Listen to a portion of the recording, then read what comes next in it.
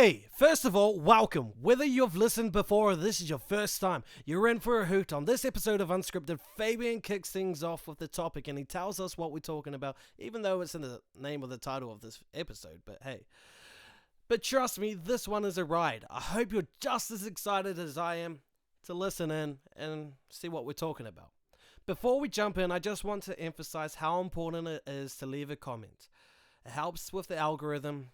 And also, leave a like. That also helps too. You can subscribe if you want to keep on watching and listening to more. There's so much more to come. We want to keep bringing you more episodes like this and eventually expand into a whole range of different topics. We read every comment and we want to start pulling your questions directly into our conversations. Alright, let's get into it. Hello and welcome to another episode of Unscripted. Today, as always, we've got Dylan, Chad, and myself, Fabian. The topic today is about sacrifice and satisfaction, the balance of, and even the sequential progress from one to the other. It's at the core of every meaningful life pursuit. We're going to talk with Dylan and Chad about their perspectives on sacrifice, satisfaction, and how they work as a blend to build a meaningful and creative life. So, first question, sacrifice. What is something that you guys would define as the sort of like boundary point of what defines something that is sacrifice?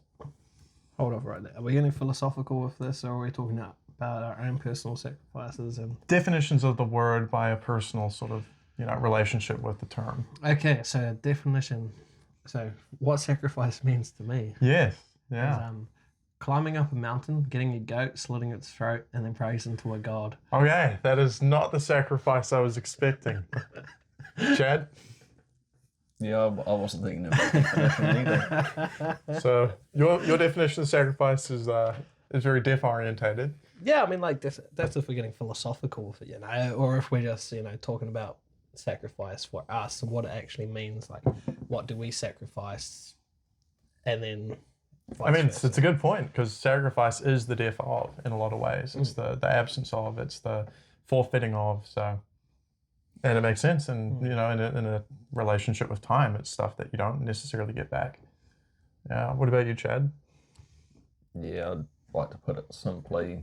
I'd say a sacrifice would be the giving of something you love. Right. So something that has meaning and value to you that you forfeit in that way. Yeah. And is there any examples of sacrifice that feel quite common or relatable? I don't know, it's like lots of things you sacrifice, like eating a lot of sugar, say, for having good teeth and being healthy, and, That's a good example, yes. I like the philosophy of choose your heart. Yes, I very much like that one too. There's going to be struggles with either path or, whatever pursuit you want to go with, and it's a choice. And that leads me to want to ask, when it comes to making that choice, how do each of you decide what to sacrifice for? Well, realistically, say I'm sacrificing my time and it's going to be worthwhile in the long run, I would tend to just weigh out my odds. If my time is valuable elsewhere, I will not sacrifice my time unnecessarily. But on the same aspect of that, it's not just time, it's like that you have to worry about. It's your mental health as well that you have to kind of factor into that equation. Yes. So if I was to say start a Fortune 500 company all of a sudden, and like from the startup, risen it all up, and if I started having doubts and ideas that just weren't really constructive or good for my mental health and well-being, those are the type of risks that I'd want to calculate into taking that risk before I even think about it. So when it comes to sacrifice, you like to define it from sort of a groundwork of knowledge, exploring the possibilities, and then making an educated sort of decision out of that? Is that something that you relate to with your method of sacrifice, or how you go about negotiating that for yourself? Yeah, definitely, 100%. Like, if I think the sacrifice is worth it, I will do everything in my capability to get that done, right. I would Becomes a high I priority. would make sacrifices within other areas of my life just to focus on that. Would you say that sacrifice in that way becomes about a hierarchy of priorities? And so when something becomes more important, it just becomes more central in that way, and then other things. It depends on how you feel about it, really. Like for me, if it's something that I truly enjoy and truly love, Mm-hmm. and I feel that it's in my best interest to actually delve deeper into this, I will sacrifice my time with my family, my friends, work. Mm-hmm. I will push everything aside and just focus everything on that. And I think that's the point that I'm trying to raise. It's just like those things are not too important for me at all. Those, like, if I find something like this, for example, I'm more than willing to sacrifice my time with my friends, my family, anything, and make sure this is my top priority, because realistically I'd love to see how far this goes, and don't we all? Oh, of course. You know? I want to pass over to Chad now. So building off Dylan's... Here's the mic, bro. Fortunately, we all get to share mics, but building off Dylan's sort of points and groundwork on, sacrifice and that sort of like context around sacrifice, understanding your context a bit more with like the business stuff, the nursery stuff, like how do you relate to some of what Dylan put forward there for yourself with the nursery work, in terms of, obviously it's come at the expense of social opportunity, and financial opportunity to some degree, and other things that you'd be better off to explain than I. Like, what's been sort of the mental seesaw of, Yeah, I was about to say it's been a bit of a roller coaster all around. Like at first I was working 40 hours a week while doing my own plants and just starting up on the side. Mm-hmm. So that wasn't too bad. I did have to sacrifice more social time in that period because I was working till, sunset every single night, and sometimes later if it was winter, just to get through. So I did spend a good year there not really going out much or stuff like that. Because a of lot of early mornings, both late priorities. nights. Yes. And then that kind of shifted once that work dropped off to just full on into the business, which left me more like gap-free periods because I was no longer tied to the 40-hour job. So that meant my social time became a bit more open, until I kind of ran out of the funding for the business at that stage. Since it's a commercial nursery, it's one paycheck a year. So once that runs out, it's scrambled to a finish. And when you're starting out, crops take about 2 years minimum to actually be saleable. So it's 2 years of investment with nothing out. And then when you do get a little bit out, you've still got to keep investing it for the following 2 years. Yes. Crop. Yes. So it's, you could say, a lot of sacrifice. So then it switched to working. At one point it was 3 different casual jobs plus the nursery on the side, and then the nursery kind of got left behind, and I started my relationship, and so that kind of took more priority than the business, and also earning money to pay for the bills that came with establishing the business. This leads me to the next question, which is, given all that, why do you think, feel, or reason that you're willing to make these types of sacrifices and others aren't? Do you think the pivot is to do with your enjoyment of what you're building towards, or is it more to do with the vision of where it's going? Is it a combination of all of it? Like, what are some of the key motivational elements and attributes of what you're doing that make it more favorable for yourself, at least in the now, to go forward with what you're doing when so many obviously are quite adverse to that? There's very few instant gratification type things that go along with it. The freedom of work hours is both a blessing and a curse. I mean, some weeks, if I've caught up on everything, I might have to work 6 hours in the whole week, but others I'm working 80 hours or sometimes more, including paperwork and planning and other bits and pieces to get things through, and all of that without a paycheck. Mind blank.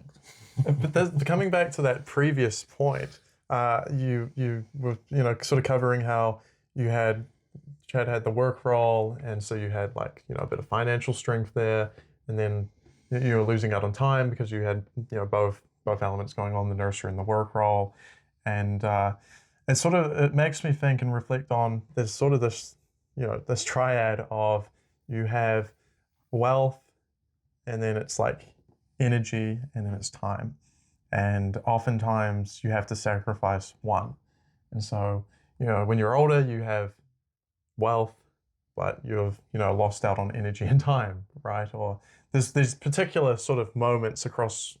So you have to sacrifice two to have one.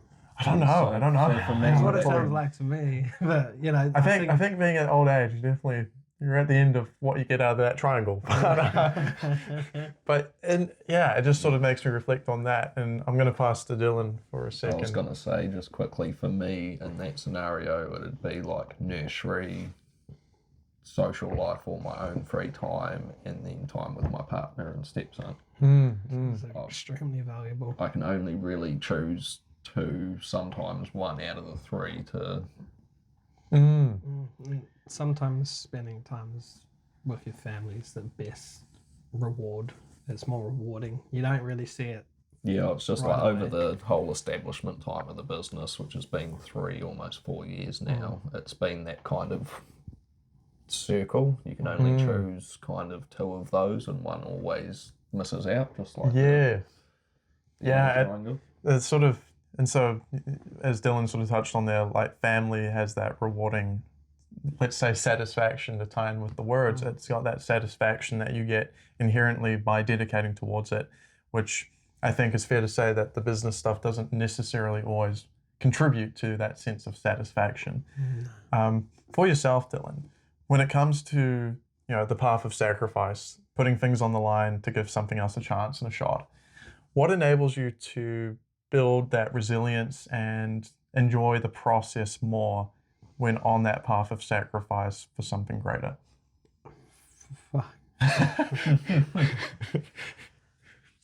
Well, as per, and a great example for me is when I first started, wanting to go down the entrepreneurial route.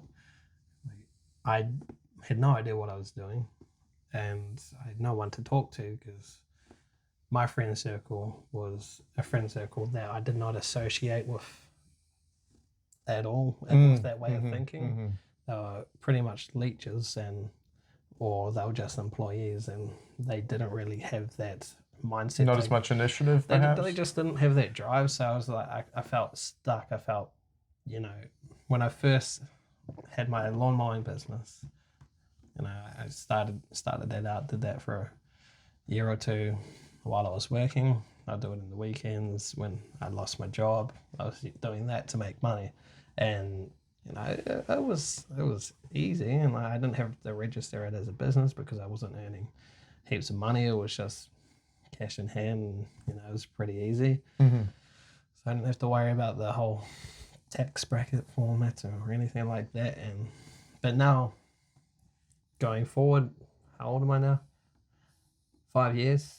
Going forward 5 years, I have experience through going through the HIP group and Amway, and they taught me a lot of valuable lessons. Like, if I want to grow a business, you're either going to be in one area of life, then you're going to move to another. And I was just like, yeah, that's all well and good, but at the end of the day, I still feel like I'm taking advantage of people, and I'd much rather people just willingly open their time to me, rather than having to force all these questions out of people. And that's kind of where I was at, and that's why I stopped doing it. And through that time, I So had to just for the sacrifice a lot. context of some of that, in Dylan's previous sort of work role with that, it was very important to bring those values of the work role to other people, and it wasn't quite obvious or advertised to other people for them to come to Dylan. So Dylan had to be proactive with that. Yeah, and I don't recommend it. But if it's you, it's you. I don't recommend it for anyone. But it was like going through that whole journey. It taught me a lot about sacrifice in of itself, because before then I was terrible at saving. Never had spare money just to put towards something that I actually cared about, because I thought I was growing a huge business, blah de blah, but no, I wasn't. Right. So the sense of security was something that was actually quite a positive short-term attribute or effect of what you were doing. Yeah, like Was it made you feel having more those secure? people around me that I could actually lean into. Uh-huh. If I didn't have people to lean into, I would feel trapped. But now, as I've gotten fairly good at networking with people, I'm a lot better at going to the people that are, in those fields, and actually asking them pretty bold questions, and just having a good yarn with them, and just actually getting a deeper understanding of what I could actually do to help myself get out of working for someone else, push myself to strive for something better. Than in hindsight, in the future, I would then do that to other people. If people came to me and asked me for help, I would offer it to them, but I wouldn't give it to them on a silver platter. I would expect them to go through all the hardships that they can go through, because that's the only way you can ever really realistically go. Like, if you get everything handed to you on a silver platter, are you going to grow, or are you going to stay stagnant? Yes. Yeah. So this is the balance of, reward without effort is hollow, and then sacrifice without reward is just cruel. And obviously, it's probably true of anyone that you've gone, or we've all gone through moments where things came easy and things came hard, or didn't come at all. For yourself, Chad, how do you rebuild and reframe after sacrifice that doesn't yield? With a lot of difficulty. Yep. Yes, sir. You're not wrong. Yeah, it's normally just a process of time. Time that gives you your energy reformed. Yeah, or more like when you sacrifice a lot for something, it hits you on a deep emotional level if that reward doesn't end up coming, or Yes.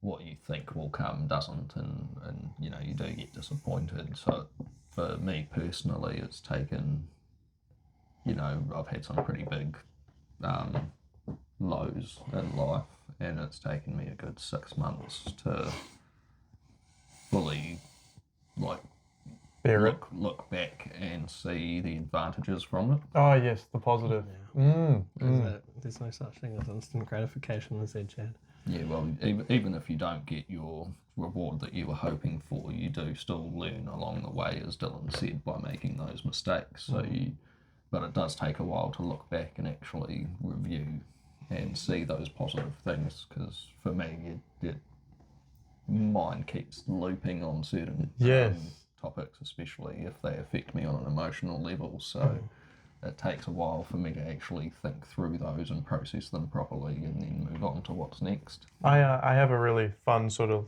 maybe not fun, I find it fun. I find it amusing as an insight, is that rumination seems to be the product of uncertainty. So when you... Hold on, what was... Rumination, so repetitive thinking, cycling over something that happened in the past. Because we've got to remember, not everyone has a higher than a certain reading level. Sorry, Yeah, Dylan. we didn't go to university, bro.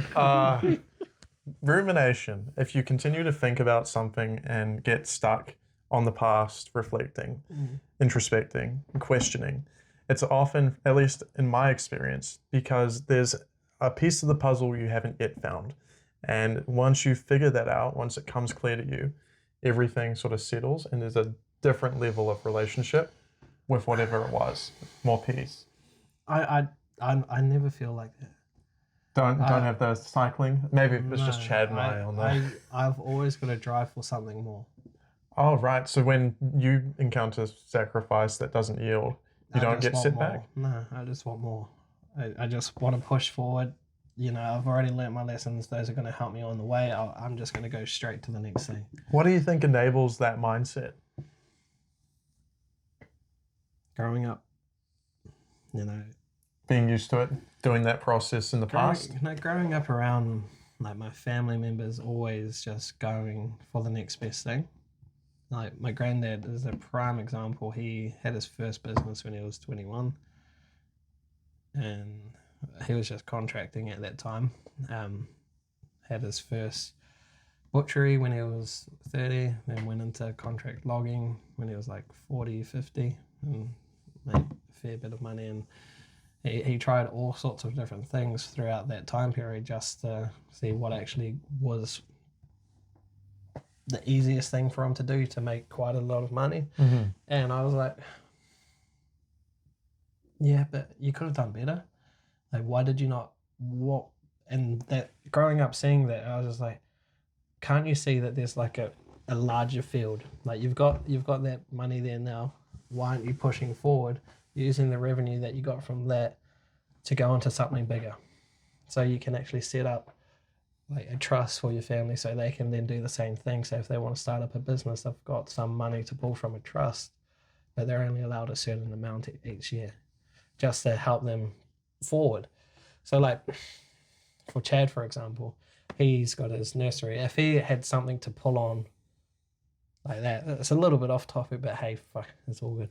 For Chad, if he had that safety net where he had to spend more money on his nursery, he'd have that, but it would only be if it was for his business. It would help him grow, put his foot in the ground, and just like be that safety net. Like that's what my granddad could have done, but yeah, I've always thought of doing something similar in my family down the line, but having like a trust so that the whole family can decide whether it's a good decision or not. yeah, everyone has to agree. And then, of course, family complications come up. So, in the odd chance someone does need to be removed, then it's a majority vote kind of thing. Yeah. You've always got But the head for, of the like, trust as well. school, university, Mhm. overseas opportunities, all those kind of things that you miss out on if you don't have. Because growing up, I never had any of that. I grew up with a single mother. She did her very best to raise 3 beautiful kids. I mean, yeah, beautiful. But she did her best, and like, I'm thankful for the amount of energy she put into us. Very thankful. I wouldn't put any hatred or anything towards her. I wouldn't be the man I am today without her. But those. So I can't remember what the original point was. Do you? It might have been a while ago. But yeah. It was something about like why I just drive myself forward. That's right. That was the point. Because for I think a lot of people, when there's not that feedback loop, and it's hard to see a sense of progress, and especially if you put a lot of energy and effort into something, and you're forecasting, you're expecting something to happen as a result of that, and you get the opposite. It's very demoralizing. It's like when you buy a lotto, for example. You buy a lotto ticket. Well, you're not. I'm gonna win this. I'm gonna win this. I'm gonna win this. I think we were a bit more faithful than Lotto with some of our life decisions. 100%. But like that's just a prime example. This is what most people will do on a week to week basis. They'll buy a lotto ticket and like, I'm gonna win the lotto. How will I spend it? Oh, comes the next day. Oh, I'll try again next week. But imagine if you had that much faith in putting your money into lotto. Like for you guys, you're putting it into your own ventures, and you're taking the risk, not just at a week scale, it's a lifetime scale. And realistically, that's what drives me, is just knowing where I'm going to end up at the end of my life. I've set very, very adamant goals on where I want to be when I'm 80. And if the only way I can achieve that is by just pushing through, making those sacrifices where I need to. And if that's why I'll just keep driving this, because I've got a destination that I'm going to, and I'm going to get there. If I make fumbles on the way, such as life, such as business, you can't expect a perfect life.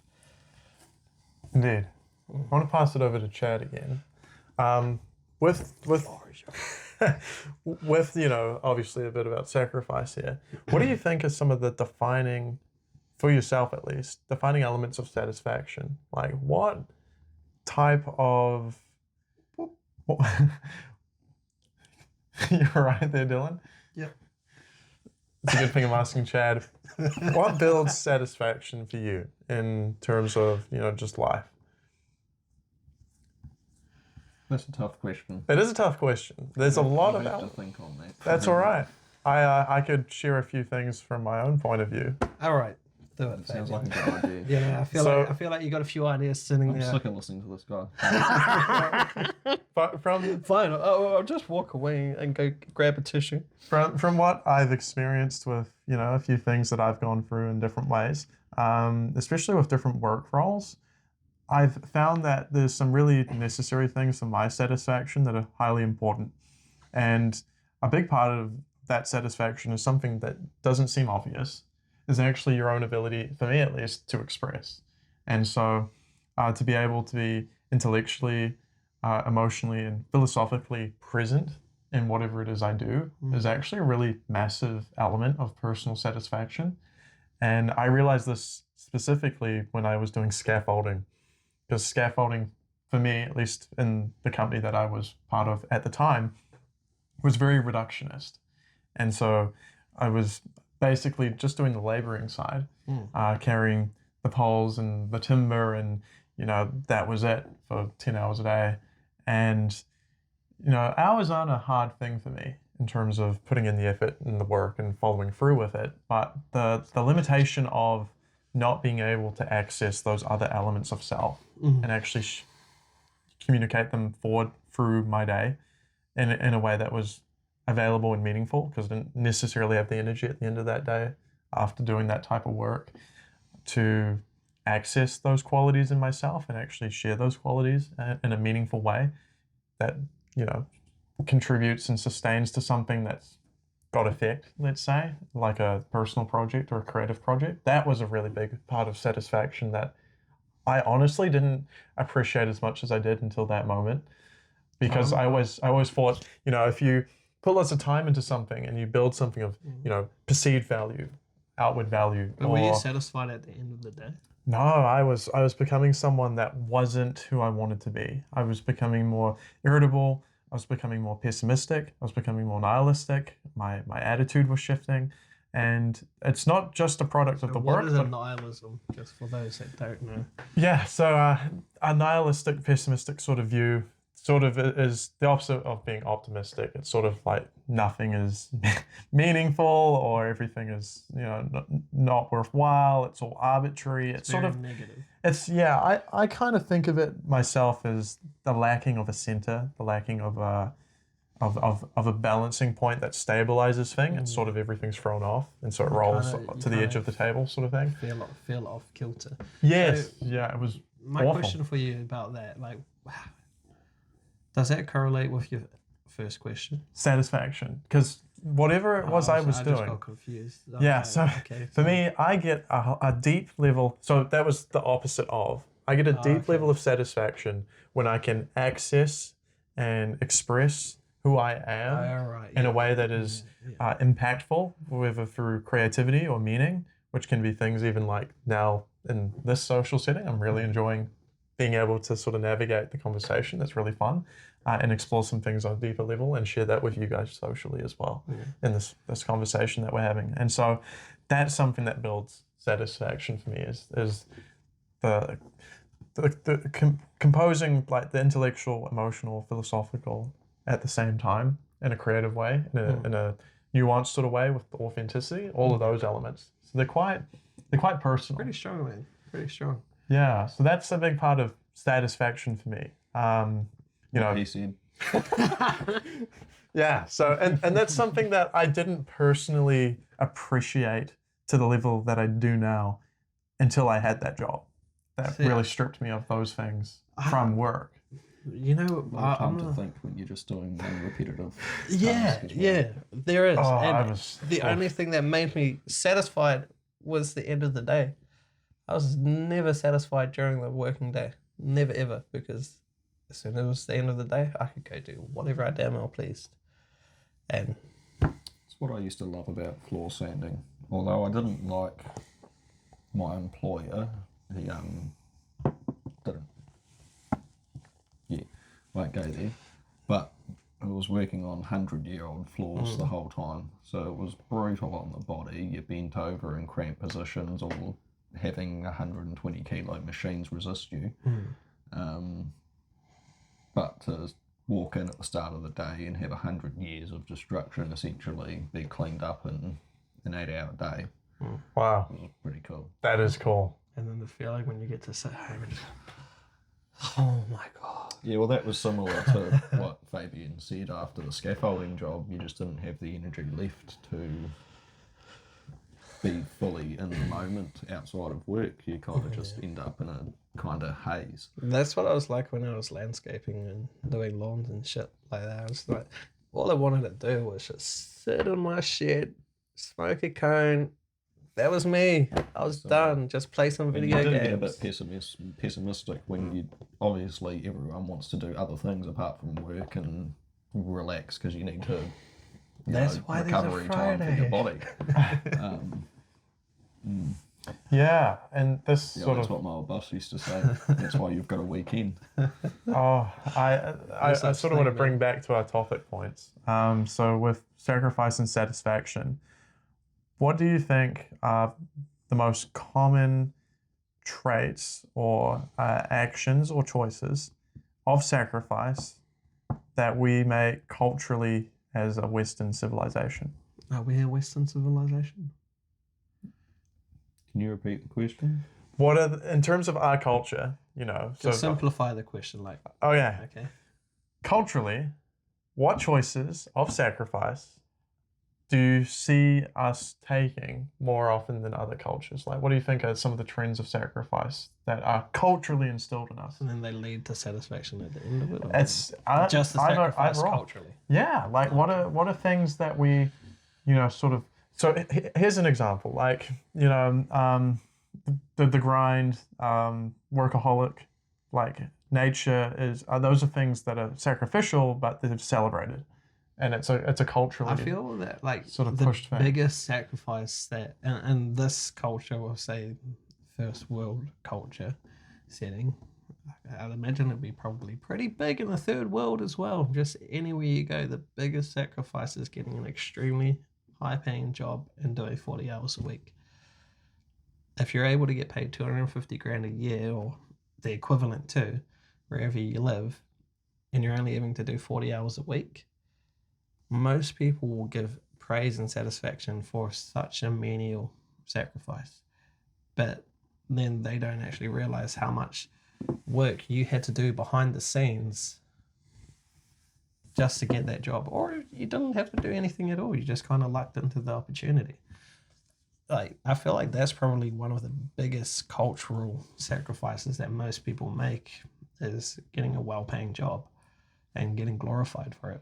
So Like, the rather than prioritization of money. Work, money, paying your bills, it's very important to almost everyone. But to me, I think that is one of the most unimportant things in the world. Those people can wait for your loans. Those people can wait. They've got enough money. They just want the interest. They can wait. Pay them on the last day of every month. You're still paying that interest. You don't get any late payment fees if you're paying it monthly. You just leave it till the end of the month. What are they going to do? They're still getting the money, you're still paying it off. But where's that time you're going? Say you got a family. No. Say you're not doing 40-hour weeks. No. You've been pushed onto a big job for the next 6 months. You sign up to do 40 hours a week. Although you get a huge bonus incentive for doing it, now you're doing 90-hour weeks, or more or less. All that time with your family that you're missing out on. Being able to spend time with your friends, you're missing out on. You're spending time with your colleagues, your boss, people that you only met because you took the job. And most people don't realize that sacrifice that you're making there, those friends are out doing their own thing, whether or not they're working as well or they don't have the same time schedule as you. But you're getting rewarded by people by taking such a good opportunity.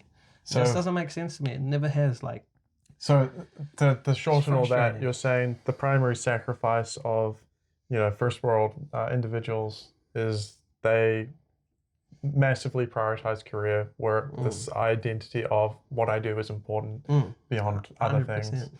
That makes sense. It is, usually the common question when you meet someone new. It's like, oh, what do you do for work? Yeah, which is... Or how is your family? That's a bit weird to say that to someone, isn't it? Or you can just say, hey man, my name's Dylan. What's going on with you? What's new? But then why do we always just default to how's the weather, how's work? Because that's I certainly normal. break away from that norm myself. Yeah, But that is normally in the past how people have dictated another person's success. Yeah. Is what you do for work. Yeah. Are you a garbage man or are you a doctor? And normally from your answer, people instinctively, give doctors high regard over garbage men. Exactly. which is, Even though both are... But at you- a level, is sacrifice sort of intrinsic to that as well, isn't Yeah, it? but imagine this, like say you're a garbage man, but you're not just a garbage man. You've got a fleet of 100 trucks, but you're a garbage man. You're not a surgeon. You're not getting that glorified satisfaction from everyone else because you're just a garbage man. But that one man's probably making more money than doctors or surgeons. And he's not getting anything because he doesn't need it. Yeah, that too. How much money you earn. Do they earn quite a bit, do they? If you've No, got, it's just- if you've Oh, got, right. What people look at. Yes, yeah. So, yeah, people will, I suppose, sacrifice a work role that is happy and enjoyable and, good on their well-being for something that is more stressful but will promote wealth. In terms of, those types of decisions, where do you guys feel like, how do you go about drawing the line with that? Because it's obviously something that we all lean towards. We all want to be paid better, and we all want to do better with our opportunities socially, with travel, which requires finance to some level. But then, yeah, what are some of the conditions of satisfaction that will actually demote you from wanting to move into a higher paying role because that current role is more satisfying, if that makes sense? Yeah, I was about to say, I think satisfaction is different for each person when you're talking on that scheme of things. I think that's Some probably how we people need are to do it. perfectly happy with no money, just on their own property or something like that, with a bit of land, and other people need money and cars and all that kind of stuff to fulfill their desire for satisfaction and stuff like that. So every person's got a different level of what they want and what they're willing to sacrifice for it. That is For me, absolutely you could offer true. me $1 million a year, but if I'm away from from people 18 hours a day, I'm not going to do it. Not even for 1 year, Chad. I've done it for 6 months. Lived alone and worked for in It's a room. intensive, isn't it? At one point, I didn't see another person for a whole week, A whole week. and that was mentally low at the end of that. A whole week. Wow. That's solitary It was still confinement, kind of Chad. during COVID scare times. Oh, right. So the person who I would see on the daily got COVID and had to isolate. So it was a week of seeing no one. Was that when you were working up in Auckland? Wow. Yeah, that will definitely be a very... Yeah, and my work Very- was like where I lived, where I worked. So it Yeah, was- it's not easy, that. Wow. Yeah, that's incredible. Couldn't imagine washing dishes for that long. But yeah, in terms of that balance, and obviously everyone's got it different. What do you think are some of the reasons for those different levels of satisfaction? Like, do you think there's an element of compensation where it's like, I don't feel enough, so I need to get these things, or I is it feel something like else? it's, Ambition. no matter what, it's creative? always going to be different for everyone. So we like realistically, I think it's easier to say how we feel about satisfaction because I cannot speak for the vast majority of people about that. Like they might be satisfied picking up a rock, whereas I'll just kick the rock away and be like, what a waste of my time. I think a lot of it is nurture. Yeah. Nurture, yeah. The environment I you're think a brought little, up around. little bit yeah. is nature, but mostly nurture. Mm. Um, Respect. how I you're feel. brought up and who you're brought up around and the values that they pass on to you, I think gives you like what you want. So if your family's real into family and integration and stuff like that, that could make you love that and want to do that, or that could make you go the complete opposite way and hate family and be more secluded. And same goes the opposite. You can go from seclusion to wanting a real tight family, and you can go from seclusion to seclusion. Do you both feel that with your relationships of sacrifice, that was something that was thematic to your family? Well, even to this day, I make the sacrifice not seeing my family as often as I'd like to. Mm-hmm.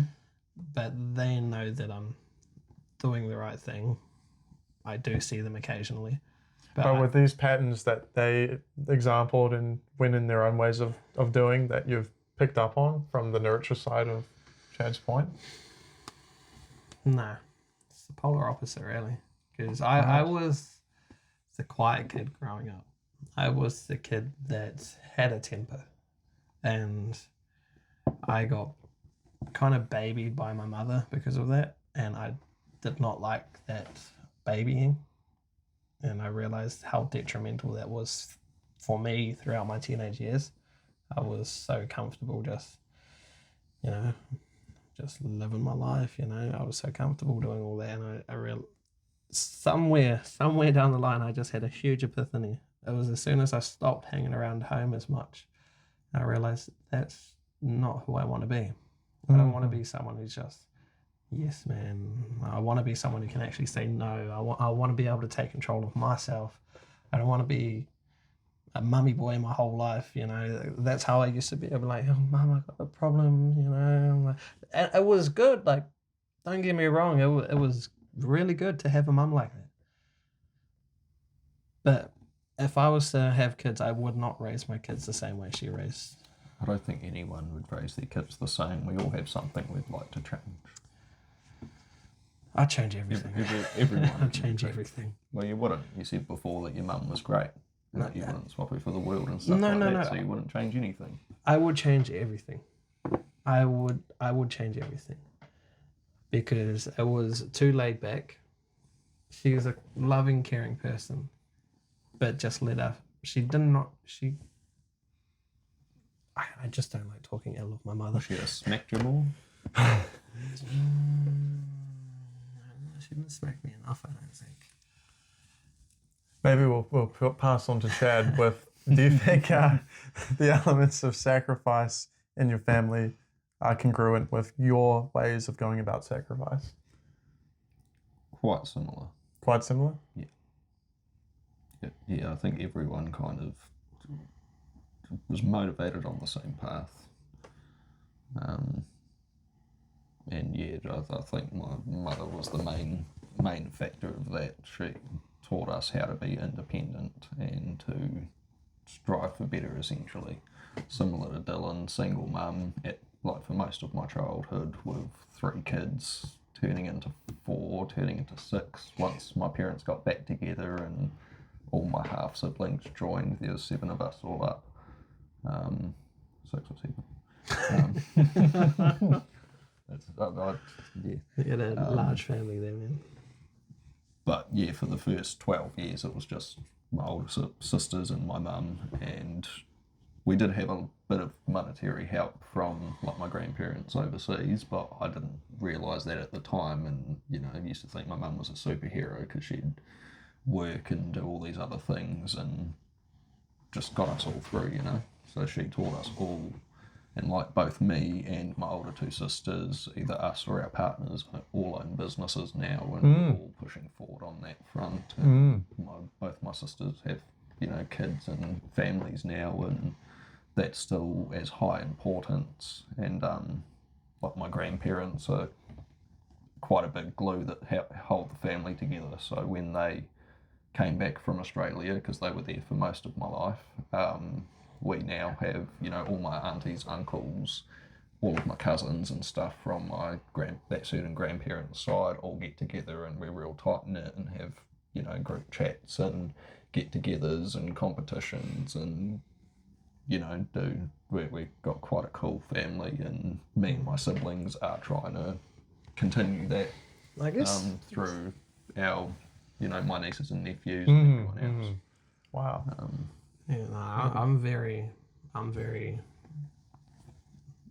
pulled away from my family. I'm very close with them as much as I need to, but I keep myself at a distance from them, not because it's just too much, you know. It's like too draining. Yeah. Because like I'm the only male in the household, Oh, right. and you know I got, apart from my stepfather now, thankfully, but you know, it's very, very, very, very draining. I spent a lot of time with my nana growing up, my auntie, and my mum. I had no father figures, and I was like, that's one thing that I really needed growing up.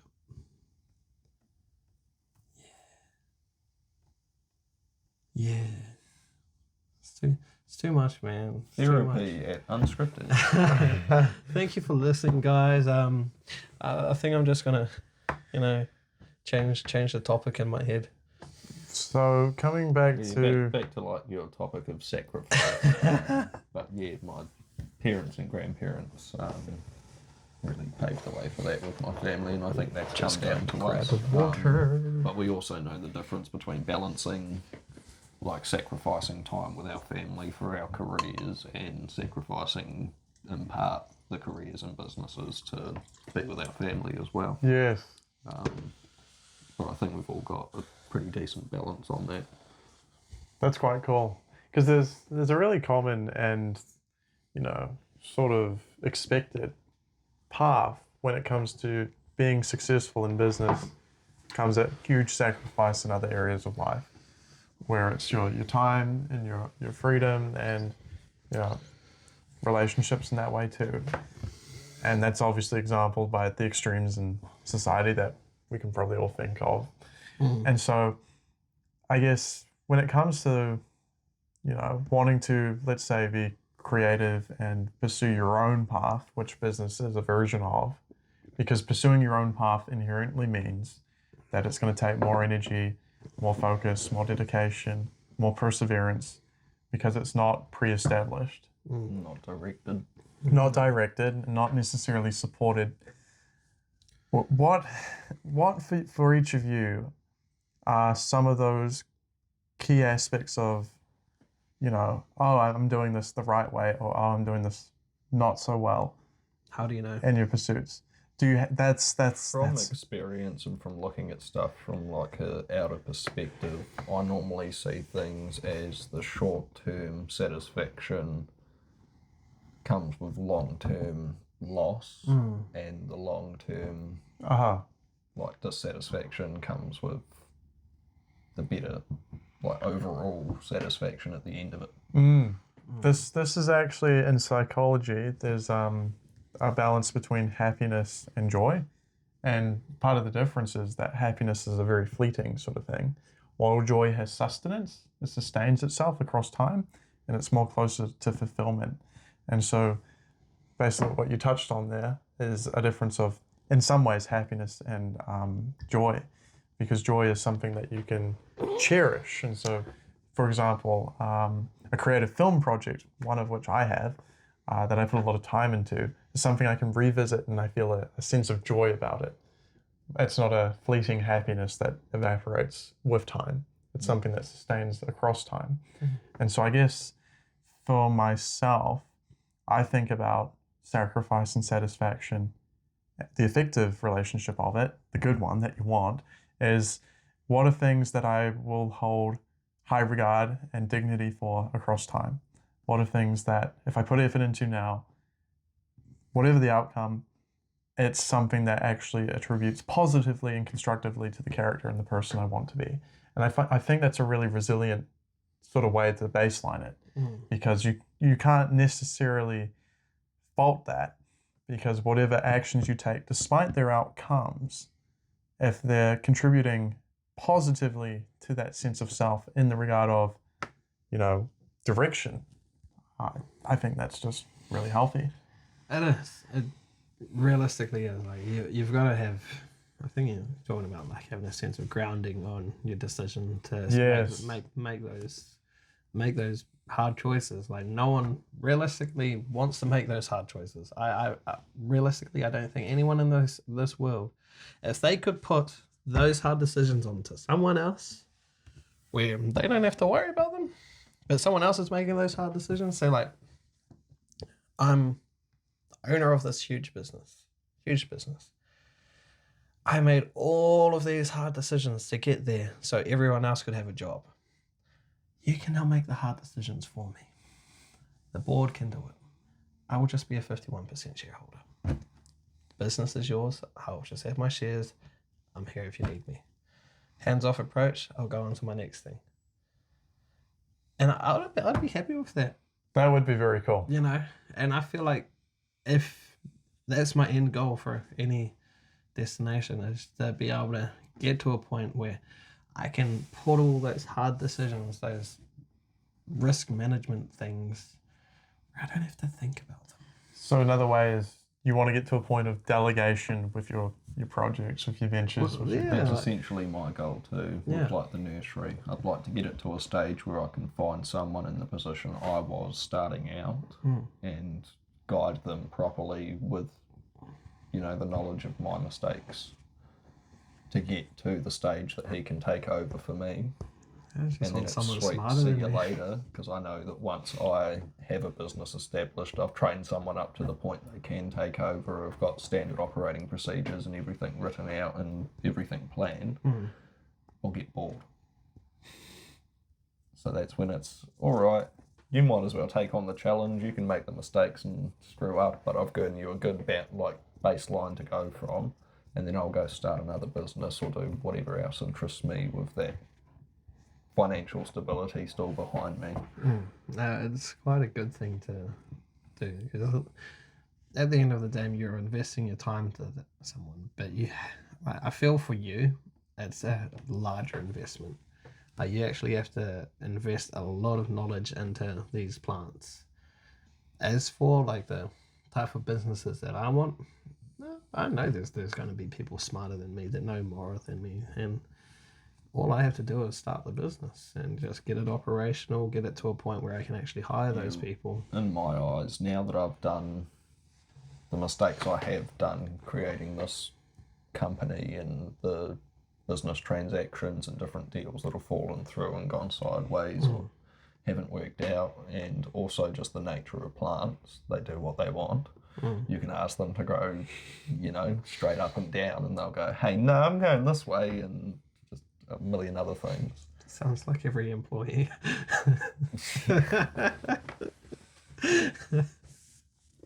I mean, technically they are your employees. They're the ones who make you the money.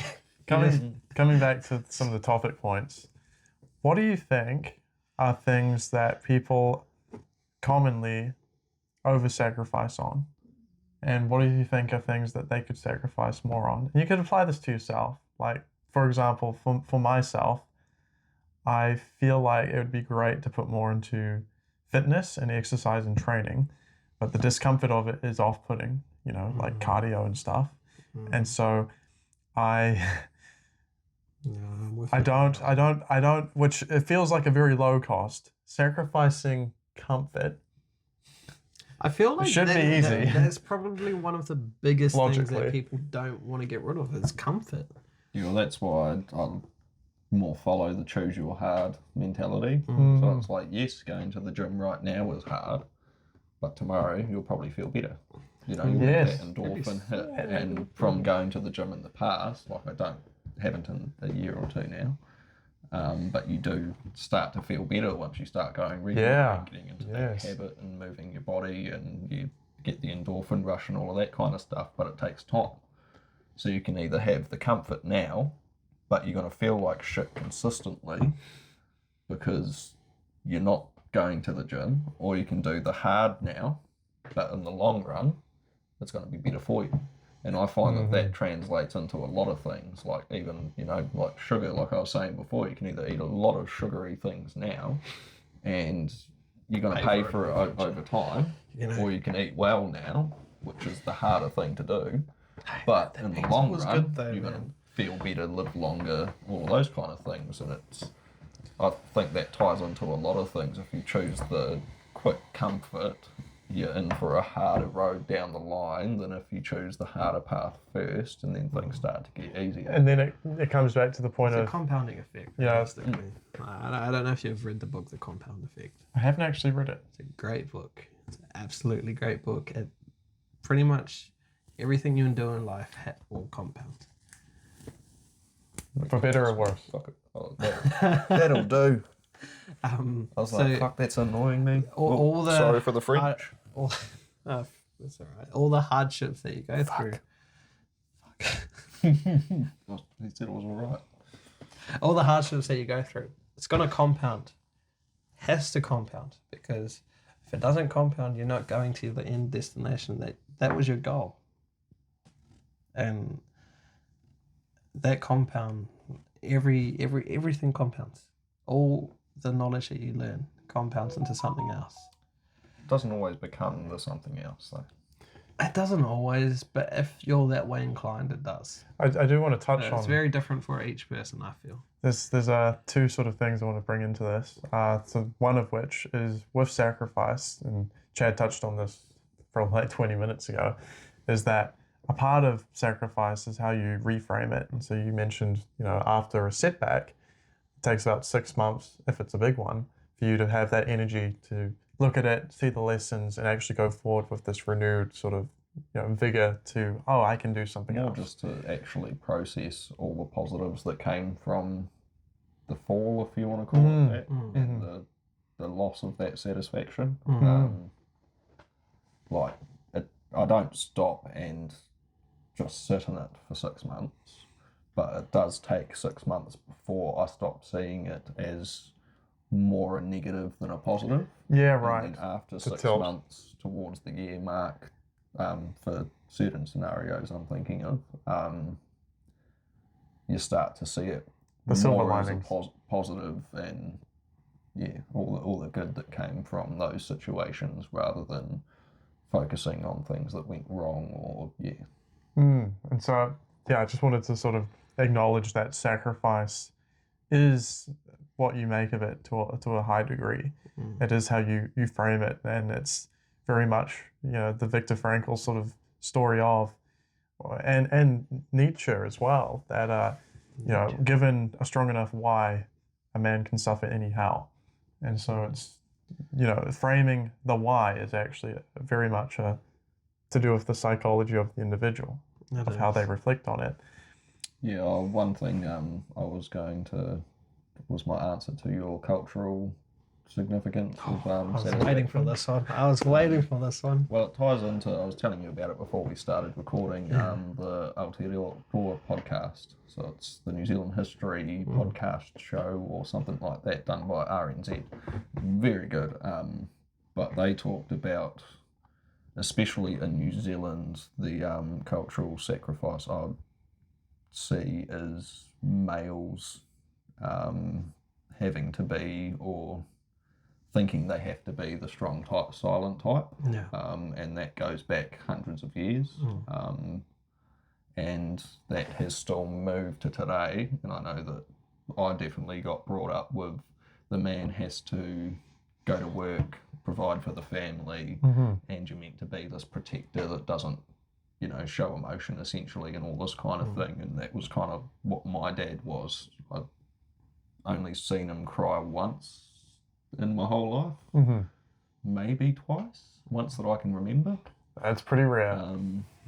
So I kind of took that on myself and tried to be that person. And me and Shane were talking about it at pool a couple of weeks ago, how when we were 18 and first got to go out to the clubs, we used to be just so filled with testosterone and this how males are meant to act thing that you'd walk through and someone would just shove you a little bit, and you turn around looking for a fight and to prove that you were a male, and all that kind of stuff. And that's moving away from things now that we're being more open about males' emotions and things like that. You don't have to keep it all in and things like that, but it's still a big sacrifice that males have made over time withholding that kind of stuff to not burden the family or anyone else with that and give them that strength and protection and reliability and things like that. Wow.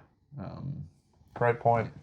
But I find I do that a lot. If my partner or my stepson needs me, no matter how important work is or anything else going on, I'll drop it for them, or same with my family, Like, I'll have 20 different things going on, and my sister will go, hey, can you look after my dog this weekend? And I'll go, yeah, just because, you want to help them out, and I've been brought up to sacrifice for my family in that kind of way and different things. But I'm very much the same with that. yeah, I think it's still quite a strong...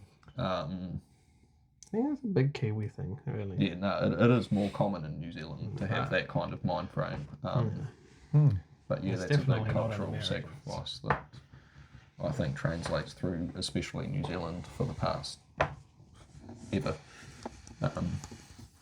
Yeah, wow. Oh, those are some good questions there. Really got me thinking there. That's great. Yeah. Fabian is amazing at asking questions. Yeah, Oh, that's he very is. kind. He is. That's why we talked about a podcast like ages ago. It was just you giving us the kick in the ass, and It was a good prompt to actually be sitting down for I've it. always wanted to do one, man. And having you great people to talk to, makes it a lot easier. If I was to do it by myself, it'd be quite weird. Oh, yeah, it's a... the old saying be too of, far out of my own comfort zone. you can go quickly by yourself, but you can get further with a team in that way. So it's a Exactly. lot more and easier to endure. Just as a closing sort of point question, I wanted to put forward to each of you the chance to share a time in which you chose a path of sacrifice and it brought satisfaction. And it'd be especially cool to hear about satisfaction that When I broke up with my ex, that you didn't expect as well, like the unexpected satisfactions or the unexpected sort of positives. Yeah, would you like to lead? when I broke up with my ex, I did not realize how good it was going to feel. Wow. That was so good. Would you like to add a few Did it of the feel like a nuances to sacrifice it? at the time though? I did, because I was in love with it, At the time, I did not That's want hard. to leave it. I was deeply in love with her.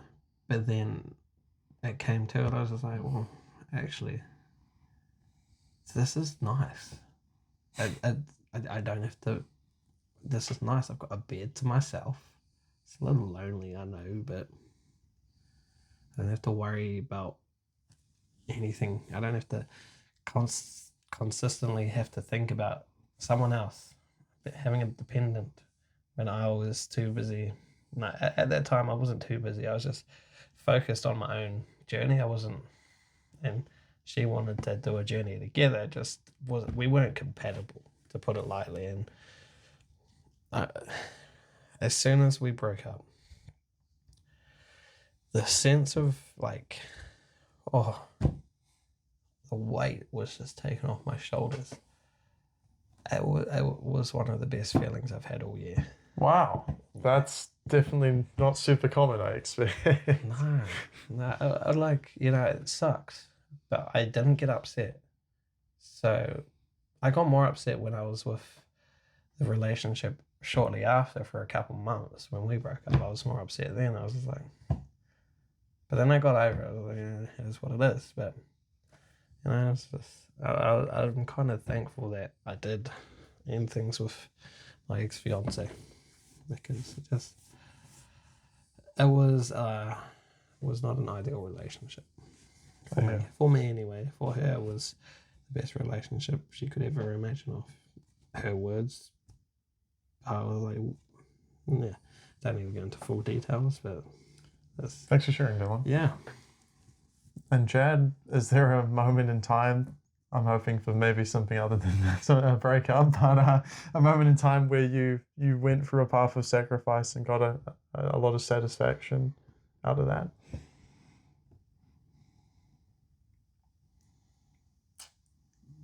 I mean, it can be if it's the same. I don't mind if there's actually two of the same. For some reason, my mind's not really thinking too much of the sacrifice.